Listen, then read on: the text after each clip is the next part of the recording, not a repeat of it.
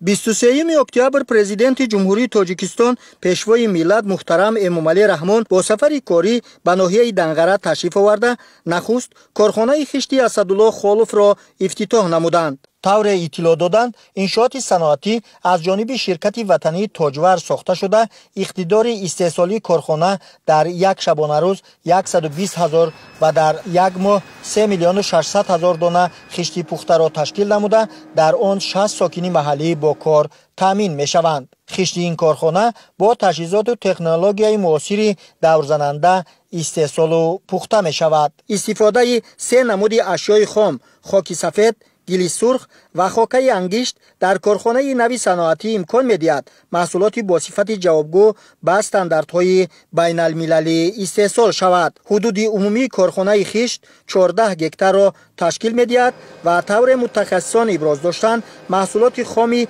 табиии мавзеъ метавонад барои пешбурди фаъолияти муназзами корхона солҳои зиёд хизмат расонад. хусандбахш аст ки имрӯз бо қадами мубораки пешвои миллат муҳтарам Эмомалӣ Раҳмон дар ноҳияи Данғара корхонаи истеҳсоли хиш мавриди истифода қарор дода шуд.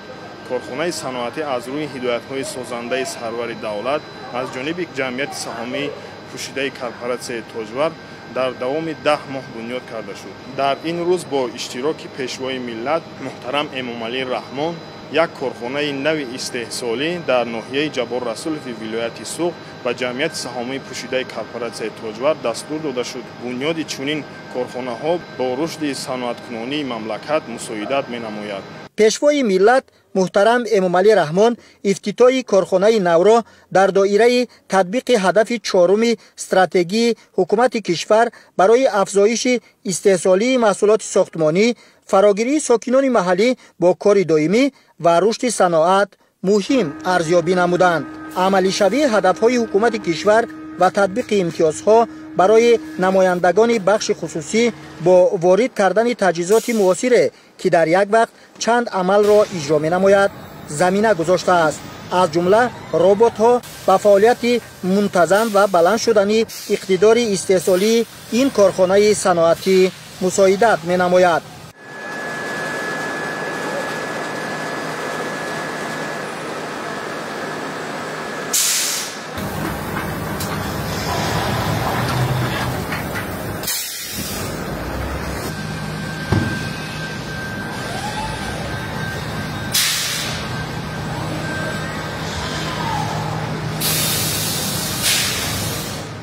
иқтидори баланди хатҳои технологӣ ва сарфаи қувваи барқ аз бартариҳои дигари технологияи ин корхонаи нави саноатӣ маҳсуб меёбад.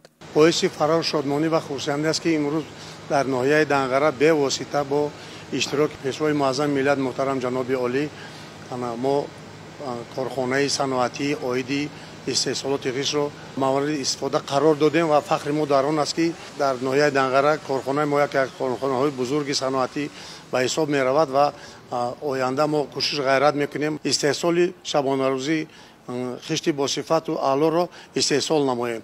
дар ин ҷои Новобод корхонаро мо ташкил карда таҷҳизотҳои пешрафтатаринро аз ҷумҳурии мардумии Чин оварда корхонаро бунёд намудем. имрӯз иқтидори тавонои ин корхона дар як шабонарӯз зиёда аз 120 000 адад хишти пухта истеҳсол мекунад. дар корхонаи пештараамон ин корҳоро бо таври дастӣ хеле душвор буд кор кардан.